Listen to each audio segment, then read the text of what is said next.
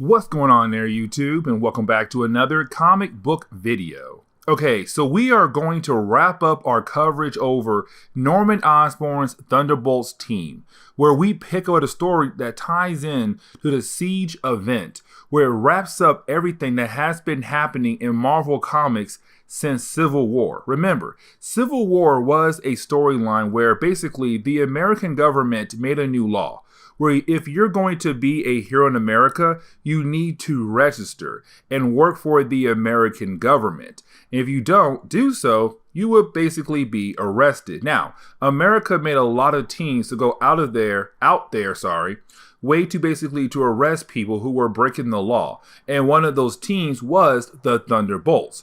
It was being led by Norman Osborn. Now, while leading the team up to Secret Invasion, you had Norman Osborn kill off the Queen of the Skrulls. After doing that, he was promoted to be the leader of Homeland Security, and he disassembled his first Thunderbolt team and made a new one. Now, his first Thunderbolt team wasn't completely gone. They were just promoted to become the new Avengers team, known as the Dark Avengers, while he put new characters on his Thunderbolts team, and they did other Black Ops missions while the Dark Avengers handle other things. Most of the characters are C-list characters, and this is going to be their last adventure, but also our last video for Norman Osborn's Thunderbolt team era. Siege was a storyline where basically you had Norman Osborn wanting to arrest Thor, and so he goes to Asgard and tries to arrest Thor.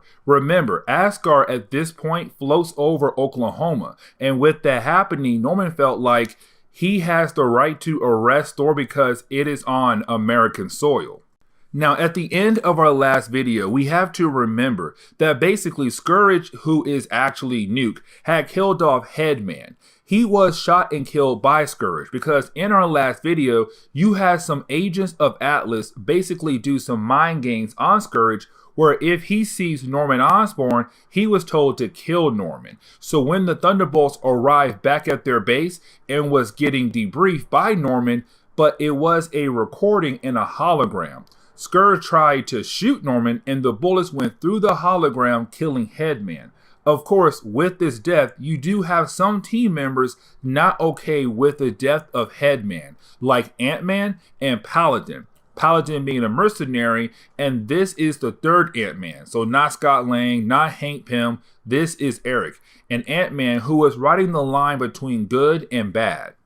Now, of course, when we actually do pick up with the Thunderbolts right now, they're going on their next mission. Now, their next mission is basically them right now heading over to Asgard to basically help Norman Osborn win his battle against Thor. Now, it's not going to be a team up with the Dark Avengers. No.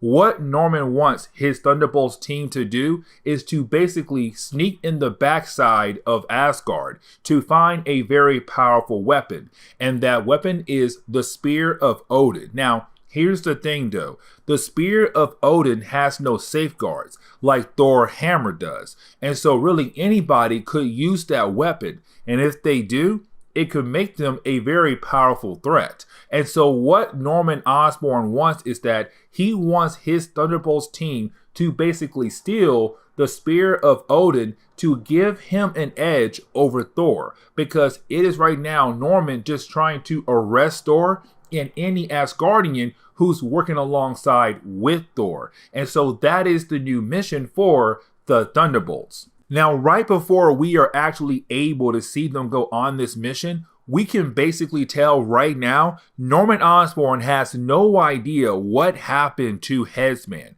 Because remember, Scourge shot Headman, but apparently there have been so many things happening right now with the Dark Avengers that Norman Osborn has not really checked up on his Thunderbolts team. And so the death of Headman kind of been swept under the rug, which honestly is messed up. But of course it did happen.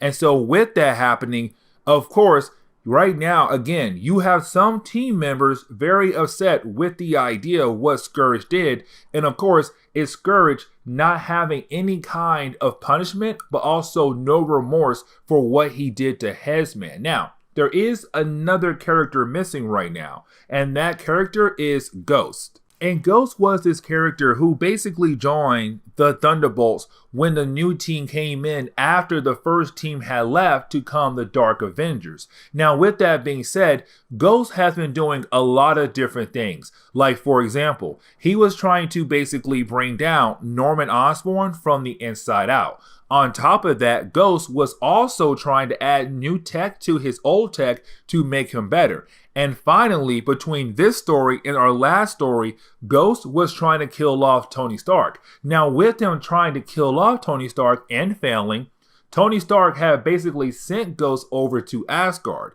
Now, when Ghost arrives at Asgard, Ghost basically gets an update on his next mission. Because remember, his team is on their way there to Asgard to basically steal the Spear of Odin. And so with him already being there, he gets the new mission update, and of course he freaks out because he knows if his team is able to hand over a weapon that powerful to Norman Osborn, it could lead to bad things happening.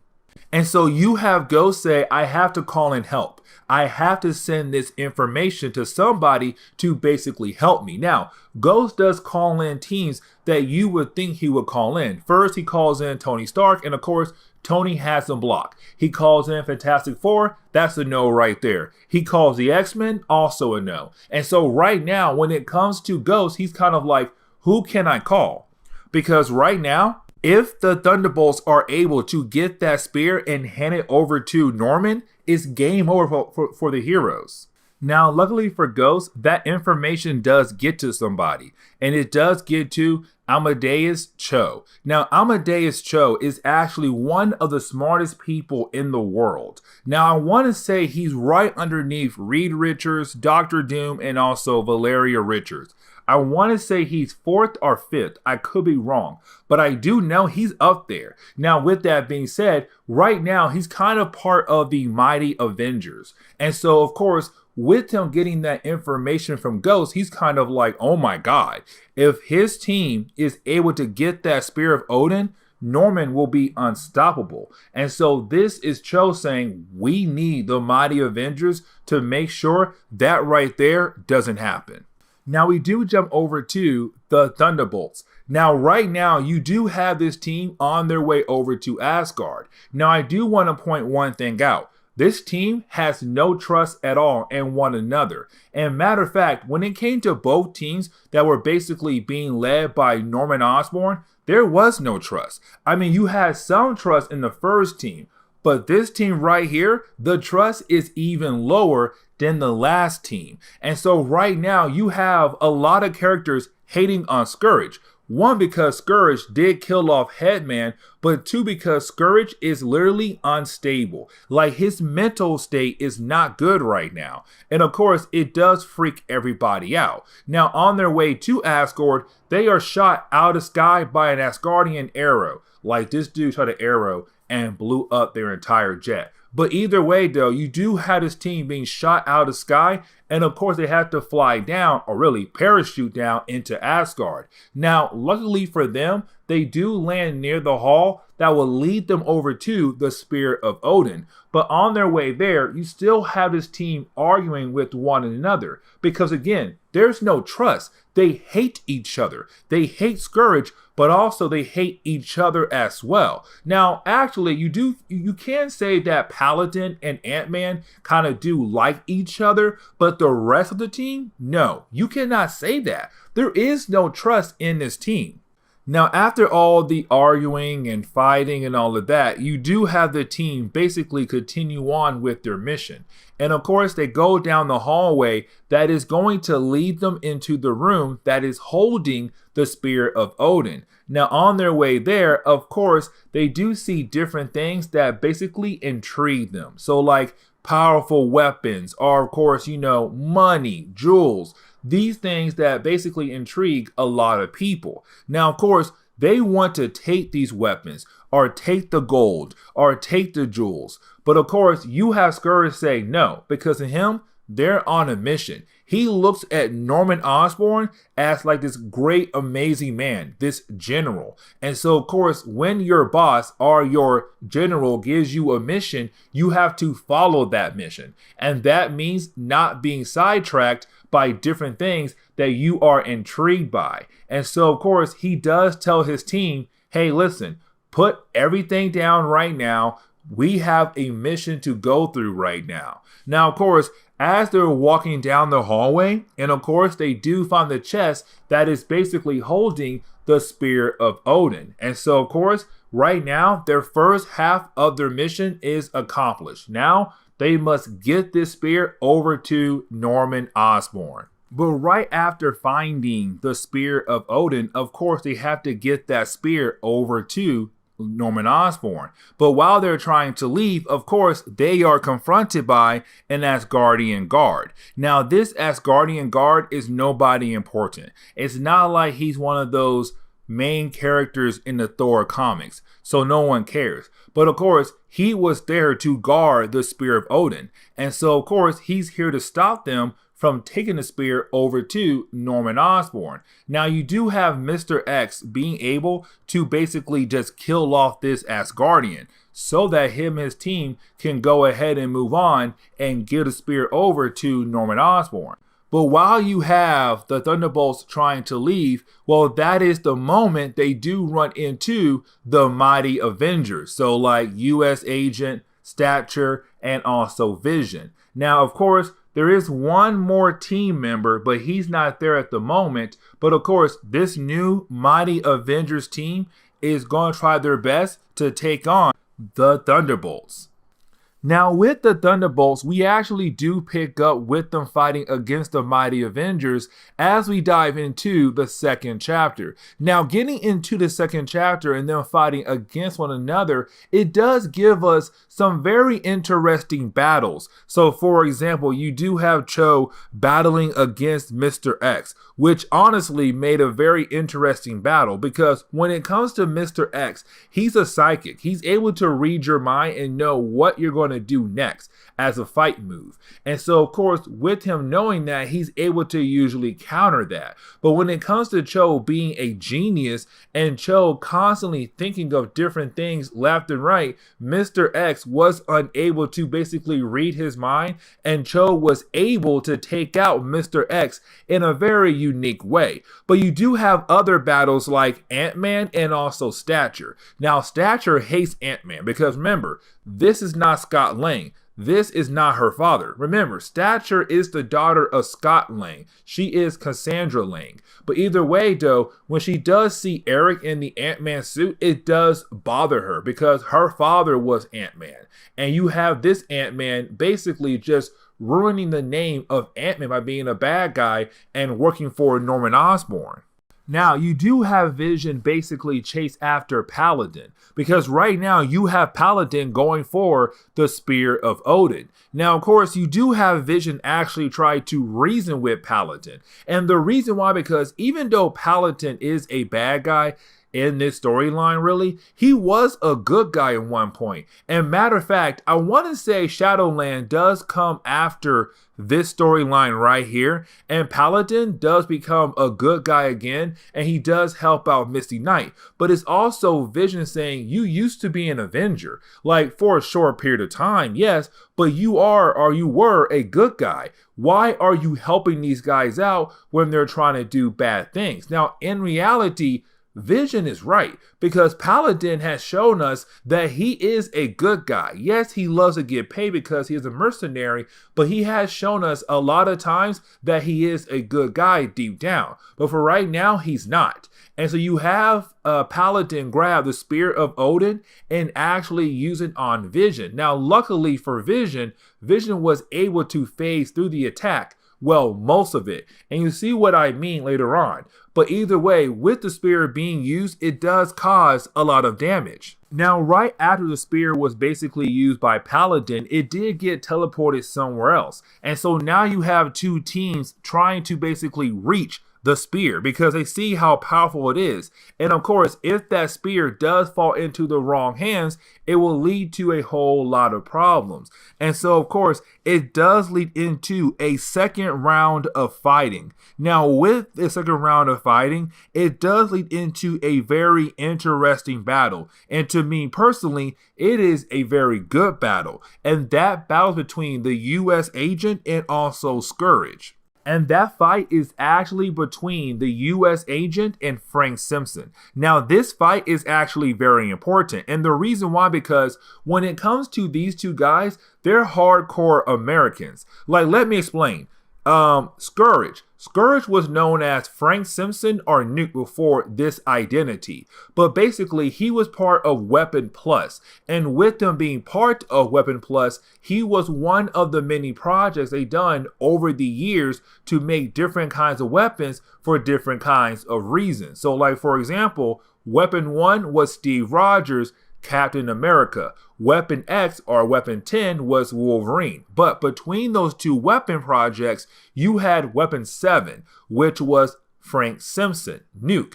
And basically that project was more the idea of giving people cybernetic body parts to enhance their strengths and how they fight in the field. Now, Frank was the only one who has survived that experiment. And of course, they also gave him pills that kind of controlled his mood. So that kind of helped him in the field. Now, he was a hardcore American. And honestly, he would take any orders a hire would give him in a heartbeat. Now, U.S. Agent is a tad bit different. So U.S. Agent felt like what Steve Rogers was a fake. When Steve Rogers was Captain America going around saying America, U.S. Agent felt like Steve Rogers was a fake American and should be replaced. And so, of course, you had Jonathan Walker, aka U.S. Agent, go to the power broker to basically get some powers. And of course, it was like super strength and other superhuman abilities. But either way, he actually tried to replace Steve Rogers multiple times, and of course he failed. Now at this point right here, he is a good guy and he's known as the U.S. Agent. But basically these are two guys who believe how America is in a different way. Now by this point, you could technically argue that the U.S. Agent kind of felt like Steve Rogers' ways was the correct way. But either way though, while the two characters are fighting against one another, you do have the U.S. Agent actually able to defeat Scourge.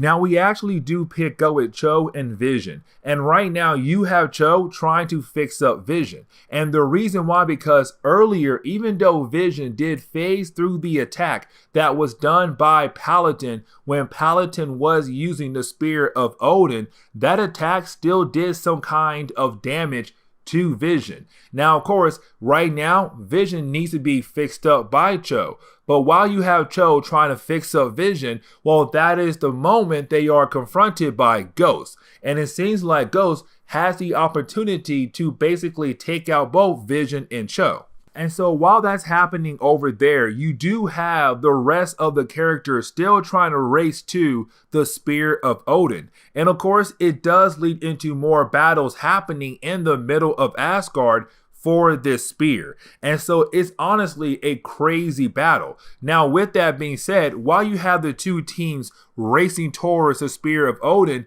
that is the moment you have parts of Asgard begin to fall apart. And the reason why, because of the Sentry. Now, we don't actually get to see the Sentry in this storyline, but in the main Siege event, the Sentry went crazy. And when he went crazy, he began to wreck Asgard. I mean, literally wreck Asgard. And so right now, they're feeling that attack as parts of Asgard is falling apart. And so, of course, while both teams are trying to grab this spear, they're also trying to stay on their 2 feet as Asgard is falling apart. Now, luckily for U.S. Agent, he does land right next to the spear, which honestly is a great thing. And the reason why, because now with him being near the spear, he'll be able to end this battle against the Thunderbolts now and hopefully keep the spear away from Norman Osborn. The problem is though, while you have U.S. Agent pick up the spear, somebody comes behind him knocks him out, and then cuts off his arm. And of course, the person who does that is Scourge. And earlier, Scourge was defeated by US Agent, but of course, Scourge came right back around for round 2 and literally took out US Agent. And so now Scourge does have the opportunity to hand that spear over to Norman Osborn. Now, getting into the 3rd chapter, we actually do pick up with Norman Osborn on the verge of actually being defeated by Tony Stark. Like, Tony Stark is literally standing over this guy. Like, you are about to lose, Norman Osborn. It's all over. But that's the moment you have Norman calling out to his Thunderbolts team saying, I need you guys to bring me the Spear of Odin to save the day right now, because I'm about to lose. And of course, you do have Scourge call up Norman and say, hey boss, don't worry. I basically do have the spear, which he does, and I'm on my way to you right now. And remember, that spear in the wrong hands could lead to basically the Avengers losing the battle. And so right now you do have, Scourge kind of like, okay, you know what? It's time to go save the boss. So let's go. Hey, everyone else, fall behind me. It's time to go. We had defeated the mighty Avengers. But remember what I said earlier. This team has no trust. And you also have some team members who don't like Scourge. And by this point, you also have some team members who don't like Norman Osborn. And so while you have Scourge kind of like, okay, guys, it's time to go. Let's go ahead and save the boss. Well, that is the moment you have Paladin just get a gun and shoot Scourge right in the face. I mean, this dude literally loads bullets into this guy's face. A whole clip. You're like, dude, chill out. Now, that is the moment where we actually do pick up with Cho, Ghost, and Vision. Now, the last time we saw these characters, it did look like Ghost was about to kill off Cho and Vision. But in reality, it was Ghost trying to save the life of Vision, because Ghost realized if the spear falls in the hands of Norman Osborn, it could lead to a lot of problems happening down the road. And so basically, it's Ghost saying, I want to make sure the Avengers win, which means I need to help you fix up Vision. Now, while you have Ghost doing that, it's also Ghost wondering, where is the rest of your team? Where is Hercules? Where is Quicksilver? Now, for Hercules, I forgot what happened to him at this point in Marvel Comics. But for Quicksilver, he's just on the other side of the world. And the reason why Chow was unable to actually contact Quicksilver is because basically Chow is using a Game Boy that he had fixed up to contact different members of the Avengers. But with Quicksilver being on the other side of the earth, Chow was unable to actually call him up. And so you have Ghost boost up the Game Boy so Chow will be able to actually call in Quicksilver. And so Quicksilver on his way to help out his team. Now, getting back over to the Thunderbolts, right now you basically have the team fighting against one another, because right now you have Paladin and Ant-Man saying, we are no longer part of this team. We feel like this team should be stopped. We feel like Norman Osborn should be stopped. And so right now you basically have Paladin and Ant-Man fighting against Scourge, Mr. X, and also Grizzly. Grizzly, honestly, to me, is so not important because this dude only joined the team in the last storyline.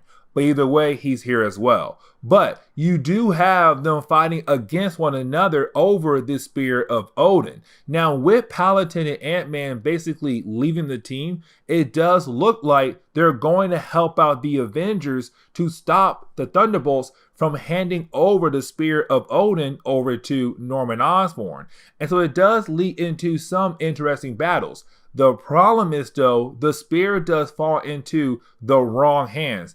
And honestly, the worst hands to fall in. And that would be Mr. X.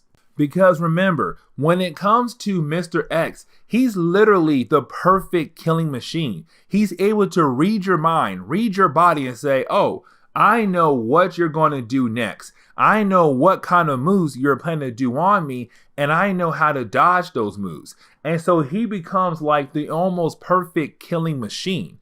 On top of that, now he has a godly weapon in his hand. Like literally, this is the worst thing that could happen right now in this storyline. But here comes the life-saving person, and that person will be Quicksilver. And let me explain why. Because Quicksilver at this point was a mutant, and he's known as the fastest mutant, but either way, because Quicksilver is really fast, for Mr. X, it's too hard for him to basically kind of read the mind of Quicksilver to know what he is going to do. And so even though Mr. X does have the spear in his hand, it doesn't matter, because unless he knows where Quicksilver is going to be so that he can use a spear on Quicksilver, it's a pointless weapon. Quicksilver is just too fast. And so you actually have Quicksilver just defeat Mr. X in one of the craziest ways I've seen in this entire series. Like, this dude broke almost every single bone, I feel like, in Mr. X's body. Now, right after Quicksilver was able to actually defeat Mr. X, you do have the Avengers go ahead and defeat every other member of the Thunderbolts. So like Ghost, Grizzly, not really Paladin, not really Ant-Man, because those two characters were able to get away. Now, of course, even though Ghost did help out Vision earlier, it's also Vision saying, oh yes, I know he did help me, but before this storyline right here, this man tried to kill Tony Stark. And that right there is not okay. And so even though Ghost did help out Vision, Ghost still needs to pay for his crimes. And so Ghost, Grizzly, Scourge, and Mr. X, they all been captured, except Paladin and Ant-Man. Now, you do have Stature tell the rest of the Avengers that Paladin and Ant-Man can go ahead and leave, because those two characters basically did turn side over to good to kind of help the Avengers defeat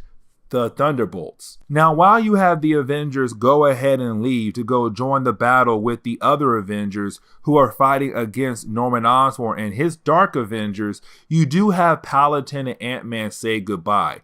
And honestly, these are two characters where if you were reading this series, you could tell that these two characters were slowly building some kind of bond, a brotherly bond, because these two characters were the only two characters who really felt like everything Norman was doing and the rest of the team was doing was basically wrong. And so either way, you do have Paladin and Ant-Man say goodbye, but you do have Paladin tell Ant-Man, do not tell anybody that I had basically helped the Avengers, because again, I am a mercenary. If they find out that I had helped the Avengers, it is going to hurt a lot of my future jobs down the road, or me being able to get future jobs down the road. Now, this is where we basically see, Jeff Parker, I want to say it was Jeff Parker, who wraps up the Norman Osborn era of the Thunderbolts with two more sections. Now, the first section is really more of Ant-Man kind of going over to the brother of Headsman, because remember, Headsman was the guy who basically died in the last story, who was killed off by Scourge. Now, with Headsman being dead, this is Ant-Man going to the brother of Headsman and saying, listen, your brother died, and he died trying to do some good at the end of his life. But of course, he's now dead now. And I want to make sure that you have the things that he left behind. And it's Ant-Man kind of leaving on a good note. And honestly, it's Ant-Man kind of giving the brother of Headsman the idea of becoming a hero down the road. Now, the section that basically does wrap up Norman Osborn's era is when we actually do pick up with Luke Cage and Jessica Jones. And honestly, this is the moment we come to find out that Luke Cage is going to lead the next Thunderbolts team. So if we do cover more Thunderbolts books, we will actually do pick up with Luke Cage now running the team, which honestly seems like a very interesting idea. But of course, it was a way to kind of make sure the book continues on, but also give Luke Cage something to do. Now, with that being said, this is where we are going to end today's comic book video. And so if you did like today's comic book video, please leave me a like down below and subscribe. But guys, I'll see y'all next time. Later.